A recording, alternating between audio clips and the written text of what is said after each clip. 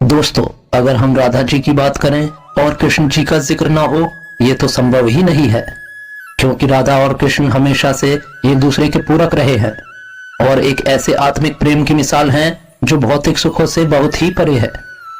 यूं तो राधा कृष्ण का प्रेम अनादिकाल से चला आ रहा है, पर द्वापर युग में जब भगवान नारायण ने कृष्ण रूपी अवतार लिया तो संसार को सही प्रेम का अर्थ समझाने के लिए कृष्ण की ही अंश राधा ने यमुना के निकट रावल ग्राम में वृषभान और कीर्ति के यहाँ राधा रूप में जन्म लिया और जन्म के साथ ही राधा और कृष्ण की प्रेम कहानी शुरू हो जाती है। मगर दोस्तों, ऐसी क्या घटनाएं और स्थिति बन जाती हैं कि राधा को कृष्ण के विरह का सामना करना पड़ता है और कृष्ण क्यों अपनी प्रिय बांसुरी को तोड़ देते हैं? इन सब प्रश्नों के उत्तर आज हम इस वीडियो में जानेंगे। दोस्तों, कहा जाता है कि राधा जन्म से अंधी थी और स्वर्ग लोक से ये वचन लेकर ही पृथ्वी लोक आई थी कि जब श्री कृष्ण की प्रथम दृष्टि उन पर पड़ेगी तभी वो संपूर्ण जगत को देखेंगी, अन्यथा नहीं। तो देखा आपने कैसे आरंभ से ही दोनों एक दूसरे से जुड़े रहे हैं। बचपन से ही कृष्ण अपनी लीलाओं और बांसुरी की मधुर धुन से पूरे बरसाना वासियों का मन मोहित करते रहते हैं और राधा और कृष्ण तो 8 साल की आयु से ही अपने प्रेम का आनंद लेने लगे थे। श्री कृष्ण को अपने जीवन में राधा और बांसुरी दोनों ही सबसे प्रिय थे, जो आपस में एक दूसरे से गहराई से जुड़े थे। जब भी श्री कृष्ण बांसुरी बजाते, राधा उनके पास दौड़ी चली आती और घंटों बांसुरी की धुन में मगन रहती, जो उनके प्रेम को और बढ़ाता गया। वो यमुना नदी के तट पर बैठकर घंटों समय व्यतीत करते थे, पर उनका यह सुखद समय कुछ ही वर्षों का था, क्योंकि जैसे कृष्ण के मामा कंस को उनके वृंदावन में होने का पता चला, उसने तुरंत ही कृष्ण को मथुरा में युद्ध का निमंत्रण दे दिया, जिसके लिए कृष्ण को अपनी यशोदा माँ और पूरे गांव के साथ राधा को भी छोड़कर जाना था। कृष्ण और राधा दोनों को पहले से पता था कि कृष्ण अब वृंदावन वापस कभी नहीं आ पाएंगे और बहुत समय तक एक दूसरे से मिल भी नहीं पाएंगे। तो इसलिए मथुरा जाने से पहले राधा ने कृष्ण से 2 वचन लिए। पहला वचन था कि राधा के हृदय में हमेशा केवल कान्हा का वास रहेगा और दूसरे वचन के अनुसार मृत्यु से पहले उन्हें कान्हा के दर्शन होंगे। परंतु इन वचनों को देने के बाद श्री कृष्ण को पता था कि राधा उनके विरह में बहुत विलाप करेंगी, तो राधा हमेशा खुश रहे, इसके लिए श्री कृष्ण ने भी राधा से वचन लिया कि राधा को कृष्ण की याद में अब एक भी अश्रु नहीं बहाना होगा। ये वचन लेने के बाद श्री कृष्ण मथुरा की ओर बढ़ जाते हैं और राधा वृंदावन में ही रह जाती हैं, जिसके बाद से राधा का वर्णन बहुत कम ही मिलता है। इसके बाद कृष्ण ने मथुरा जाकर कंस का वध किया और अपने माता पिता देवकी वासुदेव को मुक्त कराया और फिर उन्होंने मथुरा से आगे बढ़कर प्रजा की रक्षा के लिए द्वारका नगरी की स्थापना की, जिसके बाद से उन्हें द्वारकाधीश कहा गया। कृष्ण द्वारका में रुक्मिणी और सत्यभामा से भी विवाह करते हैं। साथ ही इनके अलावा भी कृष्ण की 16,108 रानियां थीं, जिनमें से रुक्मिणी कृष्ण की सबसे प्रिय पत्नी थी। उन्होंने केवल कृष्ण की छवि को देखकर ही उन्हें अपने मन में बसा लिया था और कृष्ण से विवाह के लिए वो अपने भाई रुक्मी के विरुद्ध भी चली गई थी। इन पत्र के माध्यम से कृष्ण को बुलाकर और कृष्ण के साथ भाग गई थी। फिर उन्होंने कृष्ण के साथ द्वारका नगरी में सुखपूर्वक अपना जीवन व्यतीत किया और कृष्ण भी अपने दैवीय कार्यों में लीन हो गए।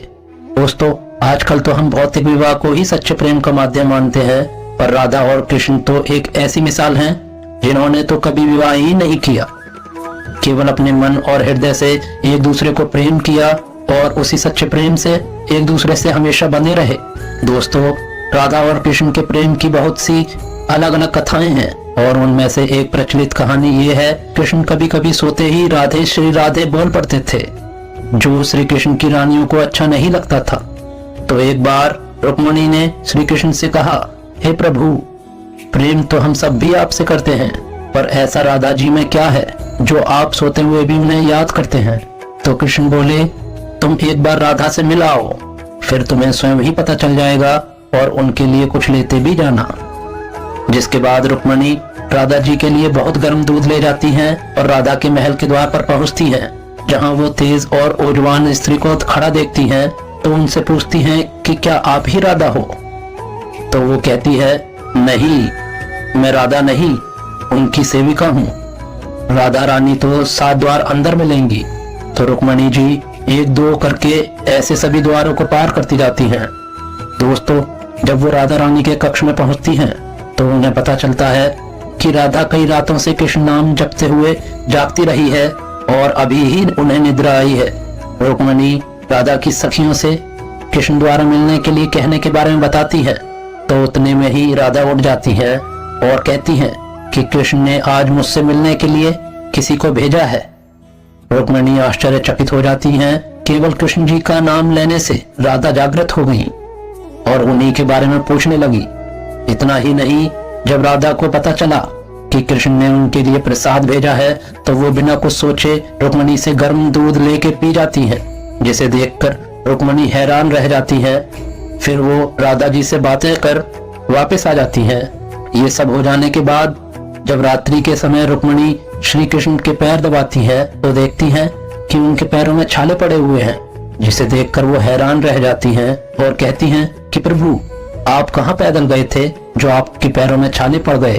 तो श्री कृष्ण बोले, आपने राधा जी को गलती से गर्म दूध पिलाया था जो राधा एक ही बार में पी गई थी, जिससे उनके हृदय में छाले पड़ गए हैं और उनके हृदय में हमेशा मेरे चरण कमल विराजमान रहते हैं, जिससे मेरे पैरों में भी छाले पड़ गए। तब फिर रुक्मिणी को राधा और कृष्ण के प्रेम की पराकाष्ठा का पता चलता है कि प्रेम शरीर से नहीं आत्मा से होता है, जो हमेशा राधा के हृदय में कृष्ण के चरण कमल के रूप में विराजमान रहता है। एक कथा में आता है, ब्रह्मा जी ने पृथ्वीलोक आकर वृंदावन में पहले राधा और कृष्ण का विवाह करवाया था, पर इसके बारे में ज्यादा जानकारी नहीं है। राधा भी वृंदावन में कृष्ण की भक्ति के साथ अपना जीवन व्यतीत करने लगती है और कहा जाता है कि यादव पुत्र अभिमन्यु या आर्यन से उनका विवाह भी हो जाता है।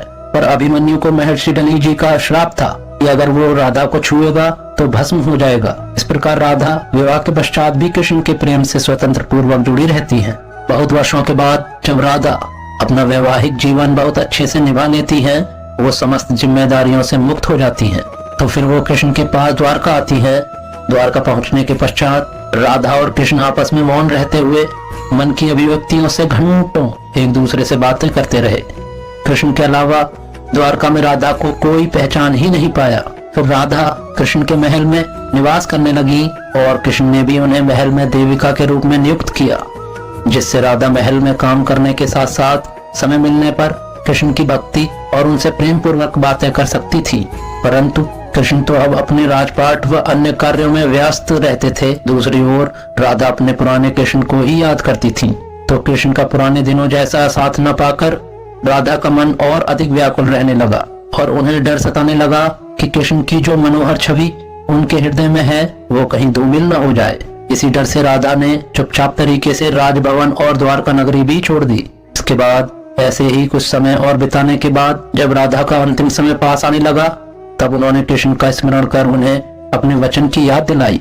राधा के स्मरण करते ही कृष्ण वहां दौड़े दौड़े चले आए, परंतु राधा की अत्यंत दयनीय स्थिति देखकर वह अत्यधिक भावुक हो गए और उन्होंने राधा से अंतिम समय में कुछ मांगने को कहा, जिस पर राधा ने उनके सामने एक ही इच्छा प्रकट की थी कि वो अपने जीवन के अंतिम क्षणों में कृष्ण का वही रूप देखना चाहती है जैसा वो वृंदावन में देखा करती थी।